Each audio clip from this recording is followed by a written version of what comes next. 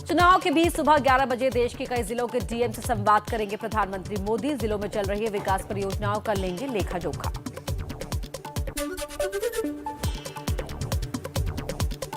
पांच राज्यों में विधानसभा चुनाव को लेकर चुनाव आयोग की आज समीक्षा बैठक। रैलियों और रोड शो पर लगी रोक को लेकर होगा फैसला। पश्चिमी यूपी में बीजेपी का सुपर शनिवार। कैराना में अमित शाह तो अलीगढ़ और बुलंदशहर में योगी करेंगे घर घर प्रचार। बिजनौर में जेपी नड्डा करेंगे पार्टी नेताओं के साथ। 2017 में तो कैराना के प्लान का एक व्यापारी मेरे पास आया था और उस समय उसने अपनी पीड़ा मुझे बताई थी। मैंने उन्हें फिर इस बात का उस समय आग्रह किया था कि आप वापस आइए। वो उद्यमी वापस कैराना में आए।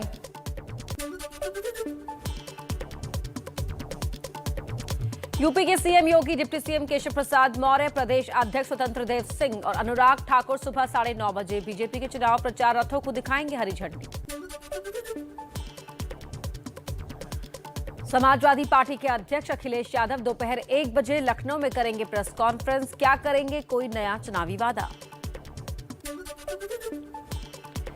यूपी में दम लगाने में जुटे एआईएमआईएम प्रमुख असदुद्दीन ओवैसी लखनऊ में आज दोपहर 2 बजे करेंगे प्रेस कॉन्फ्रेंस। यूपी में 7 चुनाव लड़ने को लेकर बीजेपी जेडीयू में नहीं बनी बात। जेडीयू आज अपने उम्मीदवारों का कर सकती है ऐलान। पंजाब में अकाली दल दोपहर 12 बजे करेगी बड़ा खुलासा। विक्रम मजीठिया ने ट्वीट कर दी जानकारी। लिखा, सीएम चन्नी के करोड़ों के घोटाले का करेंगे पर्दाफाश। जम्मू कश्मीर के 20 जिलों के लिए आज जारी होगा जिला सुशासन सूचकांक। केंद्रीय गृह मंत्री अमित शाह वीडियो कॉन्फ्रेंसिंग के जरिए दोपहर 1 बजे करेंगे प्रेस खुलासा। दिल्ली का लाल किला आज से 26 जनवरी तक आम लोगों के लिए रहेगा बंद। गणतंत्र दिवस को लेकर प्रशासन का ऐलान। यूपी के लिए बीजेपी की दूसरी लिस्ट जारी। 85 उम्मीदवारों में बाहर से आए रामवीर उपाध्याय, नितिन अग्रवाल, अदिति सिंह, असीम अरुण, हरिओम यादव समेत कई नेताओं को टिकट। यूपी चुनाव में कैराना पलायन के मुद्दे को बीजेपी ने फिर उछाला। सीएम योगी ने कहा, कैराना के लोगों में पहले की सरकारों में भय था। बहुत सारे परिवार पश्चिमी उत्तर प्रदेश में ऐसे थे, एनसीआर रीजन में ऐसे थे जिन्हें अपनी बेटियों को असुरक्षा के माहौल में दूर अपने रिश्तेदार के यहाँ या हॉस्टल में उन बेटियों को भेजना पड़ा था।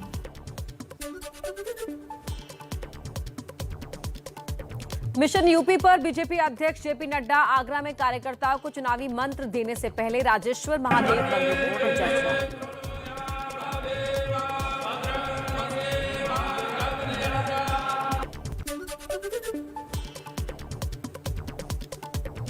यूपी के युवाओं के लिए कांग्रेस का घोषणा पत्र जारी। 20 लाख सरकारी नौकरियों के अलावा खाली पड़े 1.5 लाख शिक्षकों के पद भरने का किया वादा। हम 20 लाख रोजगार दिलवाएंगे, जिसमें से 8 लाख रोजगार जो आरक्षण के प्रावधान है उनके तहत ही महिलाओं को भी मिलेंगे।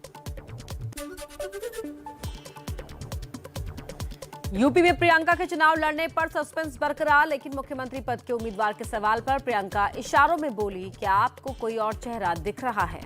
आपको किसी और का चेहरा दिख रहा है? जी, यूपी में कांग्रेस पार्टी की तरफ से जी, तो फिर तो आप ही चेहरा है मतलब? अब दिख तो रहा है ना सब जगह मेरा चेहरा।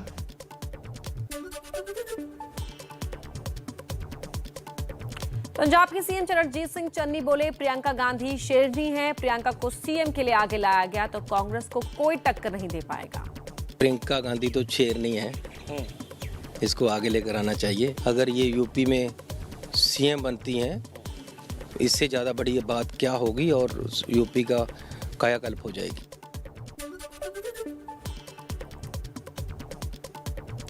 मौलाना तौकीर रजा के विवादित बयानों पर प्रियंका गांधी बोली, वो क्या बोलते हैं इससे उसका कोई मतलब नहीं, हमसे उसका कोई मतलब नहीं। तौकीर रजा ने कांग्रेस का यूपी में किया है समर्थन। दे दिया तो वो कांग्रेस पार्टी में तो है नहीं। अब वो जो मर्जी वो बयान देना चाहे वो देंगे, उसकी हम जिम्मेदारी हम नहीं ले सकते।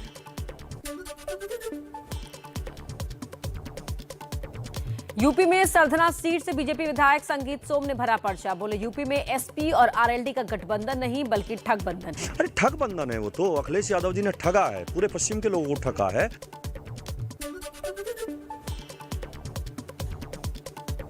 यूपी की मांड सीट के बाद बिजनौर सदर में भी एसपी और आरएलडी आमने सामने। आरएलडी उम्मीदवार नीरज चौधरी के खिलाफ उतरे एसपी के रमेश तोमर।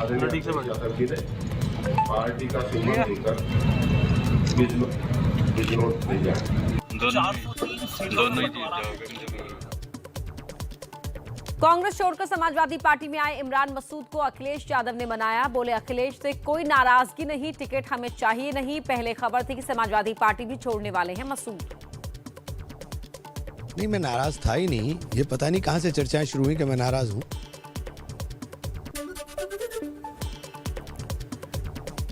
यूपी की कैराना से एसपी उम्मीदवार नाहिद हसन की बहन इकरा हसन ने किया नामांकन। लंदन से लौटी इकरा हसन पेशे से वकील हैं। नाहिद हसन गैंगस्टर एक्ट में फिलहाल जेल में बंद हैं।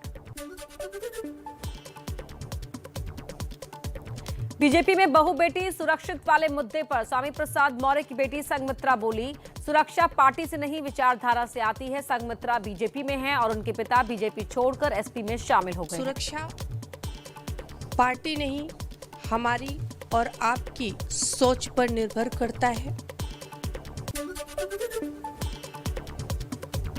यूपी में बीजेपी का गठबंधन के साथियों से अब तक तय नहीं हुआ सीट बंटवारे का फॉर्मूला। संजय निषाद ने सीएम योगी से की मुलाकात। बोले हमारे कुछ प्रत्याशी बीजेपी के चुनाव चिन्ह पर लड़ेंगे। भोजन भरी थाली पर हमारे कार्यकर्ता लड़ रहे हैं। दो चार ऐसे हैं जिस पर भारतीय जनता पार्टी के भी सिंबल पर हमारा कार्यकर्ता लड़ सकता है। बीजेपी में शामिल अपर्णा यादव ने ससुर मुलायम के पैर छू कर लिया आशीर्वाद। तस्वीर जारी कर लिखा, बीजेपी में शामिल होने के बाद नेताजी से मिली। चुनाव से पहले टिकट कटने की वजह से नेताओं के निकल रहे हैं आंसू। यूपी के आगरा में बीजेपी नेता दिगंबर सिंह रोए। जो मेरी खैरागढ़ की जनता मेरे साथ जिस तरह से कंधे से कंधा मिलाकर खड़ी हुई थी, मुझे इन राजनीतिक षड्यंत्रकारियों ने पैदा होने से पहले समाप्त कर दिया।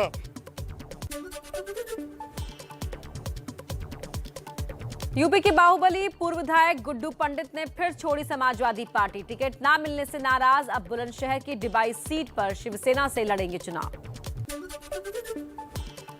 लखनऊ में समाजवादी पार्टी ने चुनाव आयोग से बीजेपी की शिकायत की। कहा बीजेपी चुनाव आचार संहिता का कर रही है उल्लंघन। चलिए आगे बढ़ते हैं, कुछ और सियासी खबरें पहुंचाएं तेज रफ्तार में। पंजाब में कांग्रेस के सीएम पर चरणजीत सिंह चन्नी बोले, अगर पार्टी सिद्धू को मुख्यमंत्री का चेहरा बनाती तो मैं समर्थन करूंगा। जो पार्टी करेगी हम वैसे ही चलेंगे। अगर सिद्धू को चेहरा देंगे तो मैं सिद्धू के साथ हूं। पंजाब के मुख्यमंत्री चरणजीत सिंह चन्नी 2 सीट से लड़ सकते हैं चुनाव। चमकौर साहिब के अलावा मालवा इलाके की चमकौर साहिब सीट से खड़े होने की उम्मीद। अरविंद केजरीवाल पर मानहानि का केस कर सकते हैं चन्नी। ईडी के छापों को लेकर चन्नी पर हमला कर रहे हैं केजरीवाल। चन्नी ने कहा पार्टी से मानहानि का केस करने की इजाजत मांगी है।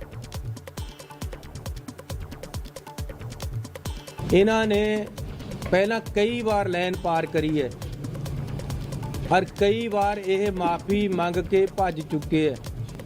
पैसे किसे तो मिले, रेडा किसे दे होईयां, मेरी फोटो दे नाल ਚੱਕ के पैसों की फोटो पा के मन्नू बेईमान दस रहा।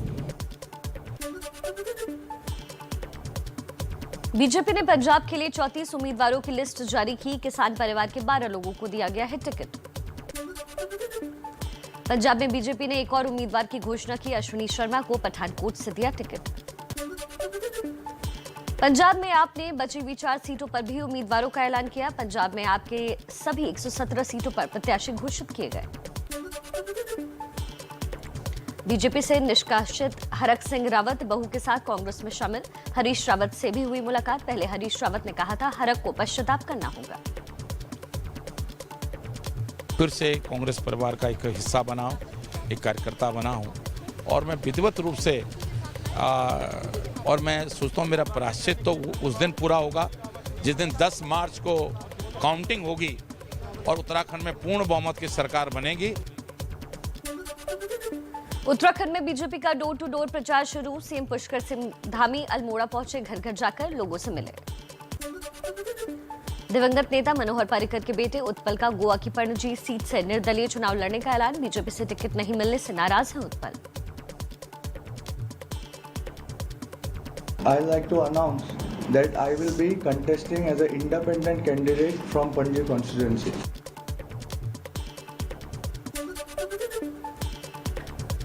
पीएम मोदी ने गुजरात के सोमनाथ में नए सर्किट हाउस का उद्घाटन किया। वीडियो कॉन्फ्रेंसिंग के जरिए कार्यक्रम से जुड़े 30 करोड़ की लागत से तैयार हुआ है सर्किट हाउस। मणिपुर स्थापना दिवस पर पीएम मोदी ने कहा, मणिपुर में बिना भेदभाव हर वर्ग का विकास डबल इंजन की सरकार का परिणाम है।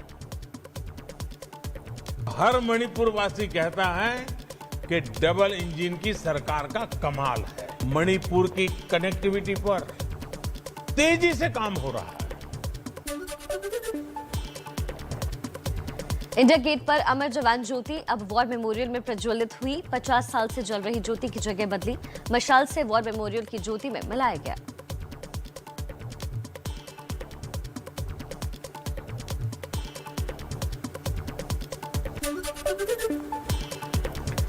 इंडिया गेट पर लगेगी सुभाष चंद्र बोस की मूर्ति। प्रधानमंत्री मोदी ने ट्वीट कर दी जानकारी। 23 जनवरी को सुभाष चंद्र बोस की 125वीं जयंती पर होलोग्राम प्रतिमा का अनावरण होगा, बाद में लगेगी भव्य मूर्ति। इंडिया गेट पर जिस खाली पड़ी एक छतरी में नेताजी बोस की प्रतिमा लगाई जाएगी, उसमें पहले किंग जॉर्ज वी की मूर्ति लगी थी, जिसे 1988 में हटा दिया गया। तब से खाली थी ये छतरी। दिल्ली में अमर जवान ज्योति को नेशनल वॉर मेमोरियल में मिलाने को लेकर हुआ विवाद। कांग्रेस के सवाल उठाने पर सरकार का वार। कहा, जिन लोगों ने 7 दशकों तक राष्ट्रीय युद्ध स्मारक नहीं बनाया, वो कर रहे हैं हंगामा। ये राष्ट्रीय त्रासदी है, ये गलत है, ये इतिहास को मिटाने की कोशिश है। इतिहास मिटाने का खेल जो शुरू है वो ठीक नहीं। कोरोना की वजह से गणतंत्र दिवस की परेड का रूट इस साल भी छोटा होगा। विजय चौक से शुरू होकर इंडिया गेट के नेशनल स्टेडियम के पास खत्म होगी। इस बार सिर्फ 8000 दर्शक होंगे। दिल्ली में केजरीवाल की पार्टी ने बीजेपी प्रदेश अध्यक्ष आदेश गुप्ता के खिलाफ किया प्रदर्शन। एमसीडी की जमीन पर बीजेपी का दफ्तर बनाने का आरोप लगाया। आदेश गुप्ता चोर है, चोर है, चोर है। बीजेपी मुर्दाबाद। एमपी में सीएम शिवराज सिंह चौहान के आवास के बाहर दिग्विजय सिंह और कमलनाथ ने दिया धरना। किसानों की समस्या पर चर्चा के लिए मांगा था, वक्त नहीं मिला तो धरना दिया।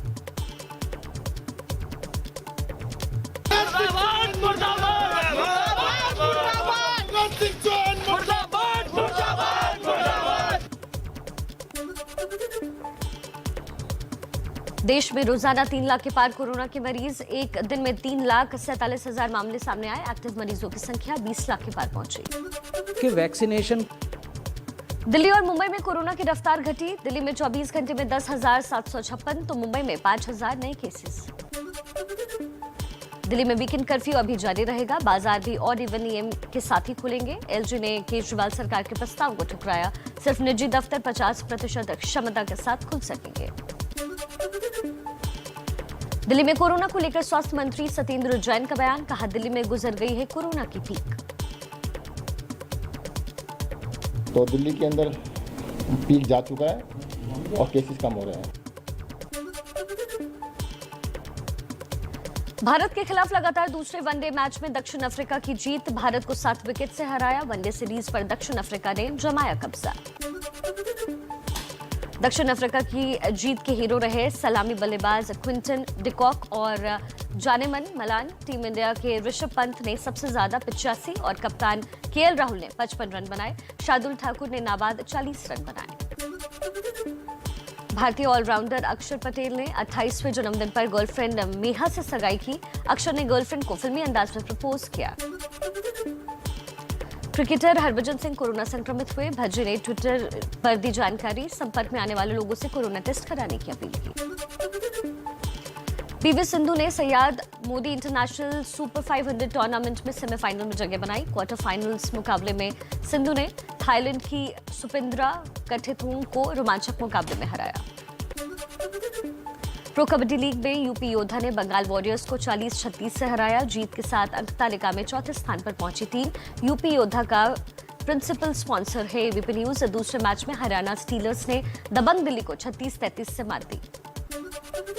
राजधानी दिल्ली में मौसम का बदला मिजाज। कड़ाके की ठंड के बीच दिल्ली एनसीआर के कई इलाकों में झमाझम बारिश हुई। बारिश से और ठंड बढ़ी। उत्तराखंड में चुनाव से पहले बर्फीली सरकार। कई जिलों में भारी बर्फबारी ने बढ़ाई लोगों की मुश्किलें। उत्तरकाशी में सड़कों और घरों पर बर्फ की मोटी चादर बिछी। करगिल में बर्फीली सर्दी के बीच लोगों ने मनाया ममानी त्योहार। करगिल का पारंपरिक मौसमी भोजन उत्सव है। कोरोना की वजह से इस बार भीड़ कम रखी गई। पहाड़ों की रानी शिमला में बर्फबारी ने बढ़ाई रौनक। बर्फ का मजा लेने पहुंचे सैलानी। आमदनी बढ़ने से घुड़सवारी करने वालों के चेहरे पर मुस्कान आई। प्रयागराज में गंगा नदी का जलस्तर बढ़ने से मुश्किलें बढ़ी। साधु संतों के कई शिविर पानी में डूबे। माघ मेले के कई कैंपों में भरा पानी।